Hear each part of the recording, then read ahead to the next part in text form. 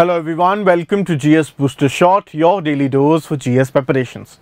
In our today's lecture, we are going to touch upon a very important topic, that is with respect to the need for Indianization of India's judiciary. This very term was coined by Honorable Chief Justice of India, Shri Ramanna, N.V. Ramanna ji, a few months back. Although the subject of reforms of Indian judiciary is not new, and every time, especially during the COVID times, this issue has been at the forefront because the justice delivery system was at the back foot during most of the time during the COVID pandemic. So, this topic happens to be important from GS2's respect. So, let us first see what Honorable Chief Justice Ramanna had said. So, I quote over here, he says that very often our justice delivery poses multiple barriers for common people. The working and the style of courts do not sit well with the complexities of India. So, as per Honorable Chief Justice, the complexity, I'd rather say the procedural complexities of the judicial process are so much that it perhaps appear Greek to the people who are actually seeking justice through it. So, moreover, he says that our system, practices, rules being of colonial in origin may not be best suited to the needs of Indian population. So, since our judiciary derives a lot from the colonial setup, because it was in the colonial times when the Indian judiciary found its foundation, the formal judiciary. So, basically the colonial system had or was made from a master-servant point of view, whereas that is today not feasible in a democratic republic that India is. So, let us see as to what provides us the context for this very discussion. The first thing that I have already told you, that Honorable Chief Justice has recently pointed out these flaws with respect to Indian judiciary. However, as I have already told you that this isn't the first time. So, in order to cover up this very topic with respect to reforms in Indian judiciary, one very important committee that we have to study and that we generally study in our governance section is with respect to Malimath Committee. Although I am not going to cover up this committee in this very lecture, however, I like to tell you that this very committee was formed for the purpose of giving opinion with respect to reform of India's criminal justice system. One of the very important recommendations that finds consonance in what has been said by the Chief Justice and was also said by this committee is that the criminal code, the schedules to CRPC needs to be written in all the regional languages so that it becomes easier for the people in order to understand as to what their liabilities are and in what sort of problem they are. So, the schedule to the CRPC actually tells us as to which offence would be tried by which judge. It also tells us that whether an offence is bailable or non-bailable, and it also mentions the maximum punishment for that very particular offence. So, if an individual is been provided with this very thing in his regional language, then it would be naturally easy for the individual in order to appreciate the concerns or the issue that concerns him. Because given the illiteracy of population in the country and also the fact that our judicial system, our laws are complex in nature, that common people cannot actually understand and often are made fool of by the people who are in the system. Then the Law Commission report, the 14th Law Commission report had recommended setting up of all India judicial services. Now, what would have been the benefits if we had all India judicial services? All India judicial services से एक uniformity आती in the entire country. Uniformity किस respect में आती? Uniformity आती with respect to the standard. Now, judges की training has been a very important issue and a point of concern in various states. So much so that I can remember from the news that in the past, a judge of the High Court had asked a Sessions Court judge in Punjab to send a thesis over a very particular subject just so that he is clear as to how the law is to be applied. and this was not a small judge, this was a sessions court judge. So over here we can understand as to how much there is a need for the proper education and maintaining proper standards across the board throughout the country. Then earlier committees, if we are to see, which were set up with respect to giving recommendations, were in 1925 it was headed by G.C. Rankin, Justice G.C. Rankin. It was called the Civil Justice Committee. Then the Indian Bar Committee headed by Shri S.R. Das, Justice S.R. Das. Indian Bar Committee बनाई गई थी उन recommendations के लिए, so that the lawyers recommendations with respect to regulation of the working of the lawyers who are officers of the court, उनकी regulations को set करने के लिए, उनके तरीकों को set करने के लिए, so that the Indian judiciary can run at a higher standard. So besides this, if we are to see today the number of judges per you can say million people, today we have just 50 judges per million people. So not today, rather I'd say this was in 1987. Today perhaps if we are to see, we are having roughly 19 judges per million. However, when it comes to European Union, then there are the number of judges per million that they have runs into roughly hundreds. So from these 5 points we can understand that this issue is not new. Now what does Indianization of India's judiciary specifically mean, since this word has been coined? So Indianization means the localization, just a second, means the localization of justice delivery system. Courts needs to be litigant centric, and simplification of justice delivery should be a pressing concern, because as I've already told you that our judicial system found its foundation from the colonial system, and at that point in time the system was set up from the point of view of master servant, and it was not people centric. Second, the procedural aspect of Indian judiciary still reeks of the colonial master servant point of view. Procedural aspect basically, क्योंकि procedure को समझने के लिए if you ask any lawyer, then he'll tell you that the most difficult part in order to study when it comes to law is the procedural aspects. Even for lawyers, to understand the procedural aspect is very difficult. Then we can in turn understand rather the plight of the common people. If we are to study the Napoleon system of judicial delivery or justice delivery, in Napoleon's time they say that laws should be so concise that it should fit in your pocket, in a pocket book. However, when it comes to India, we are having everything written down in laws, and perhaps it is impossible for even the best of jurists to know every procedural aspect. So thirdly, India's own Asian system of justice delivery has been given much less recognition. Most of the statements and judgments nowadays are taken from Western jurisprudence. So India के अंदर जो judiciary का इतिहास है वो 5 साल पुराना है justice delivery का. However, seldom do we find any reliance on the concepts or the morals and the ethics which were expounded in Indian judicial system. However, largely the judicial principles that we today talk about are derived from Western jurisprudence.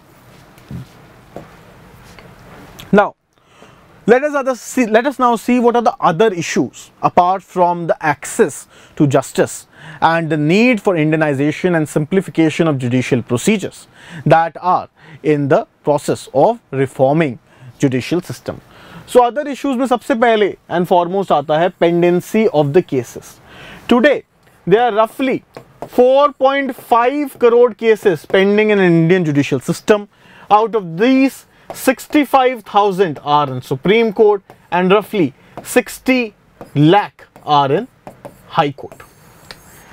A judge of the Supreme Court had said that even if no new cases are admitted, it will still take about 100 years to give judgments on all these very cases.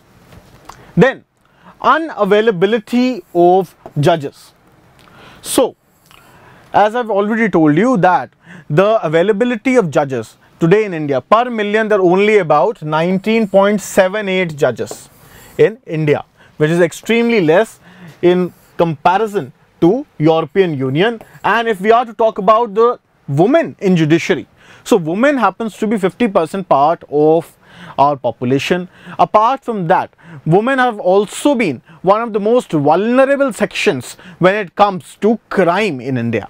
And seeing this thing, we have today just about 11% of women as judges of High Court. When it comes to Supreme Court, the situation is even bad. Then lengthy judgments in foreign languages. So not to say anything wrong over here, but there was a very big legal luminary, and perhaps he had also expounded some of the major reforms in Indian judiciary, such as I'm over here talking about Shri V.R. Krishna Iyer. The thing that was said about his judgment was that if an advocate needs to actually deduce his judgments, he has to sit with a dictionary. Apart from that, we today see a trend that whenever a justice is nearing towards his retirement, every justice wants to give certain landmark judgments. So this is very a personal thing for everyone. However, what happens in this very case is that the length of the judgments have been increasing day by day. And today, judgments are no less than any thesis. So judgments should not be a show of knowledge of the judges with all due respect, but should only be concerned to the specific point. Now, coming to way forward, how to make judiciary Indianize, how to Indianize judiciary, and how to solve the other problems that we had talked about. The first thing, when we speak about Indianization of India's judiciary, then we need to know that we have to extend the role of Panchayati Raj institutions. There is a need to empower the Panchayati Raj institutions. Gram Nyayalaya. So Gram Nyayalaya की जो scheme है basically, इसके लिए legislation तो आ चुका है, but जो state governments है they have not actually implemented this in full spirit. What is the need of the hour is that apart from all the cases which need pondering or which deal with question of law, if there are only cases which deal with certain matter of facts, these cases could be given to these Gram Nyayalayas for the basically their resolution. Then steps towards reduction in pendency. First of all, judges all need to set timelines for giving arguments. Preference should be given to written arguments instead of oral arguments. So what happens in Indian judiciary is that number of times adjournments have been taken in the wake of saying on numerous pretexts, and in order to reduce this thing, the judges need to set specific timelines for the advocates to submit their arguments. And one fine way of this would be asking the advocates to submit written arguments, because what happens in written arguments is written arguments are required to be submitted prior to the date of that very hearing. So in that very respect, one cannot really come and say that today I was having marriage, today I am having cold, vagera. So what happens is after receiving both the written arguments, the judge can itself give his judgment. Then judges should also discourage the practice of granting frequent adjournments. Along with this, there is a need for cooperation from advocate side also. Advocates happen to be the officers of court, and any answer, when we are writing any answer with respect to Indian judiciary, we cannot skip mentioning about the duty of advocates as well, because they happen to be an important constituent of our judicial system. So advocates should also not practice dilatory practices. Thirdly, the Supreme Court under section 89 of the CPC has established 4 types of dispute resolution mechanism. Number 1 is arbitration, then conciliation, judicial settlement and mediation.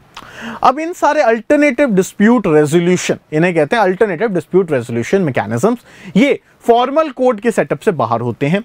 इनका सबसे बड़ा फायदा होता है कि यहाँ पे एक जो प्रोसेस है वह फास्ट होता है एंड यहाँ पे मल्टीपल अपील्स का कोई चांस नहीं होता है and the process in here works on principles of natural justice.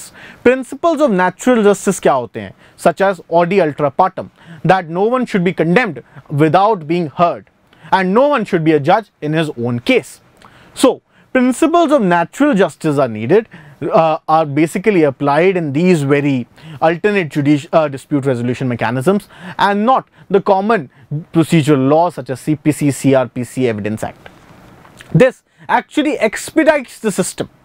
So basically this needs to be given boost by the Indian judiciary. And how can this be done? When it comes to civil disputes, it can be said that there has to be a need of mandatory mediation.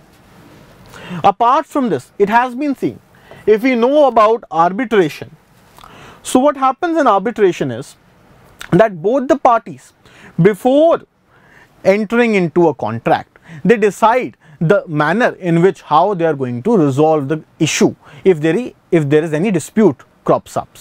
So generally today the practice is that they refer it to arbitration.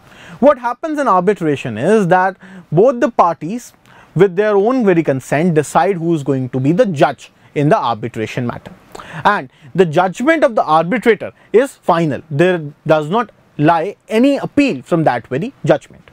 So this is very important for the purpose of enforcement of contracts.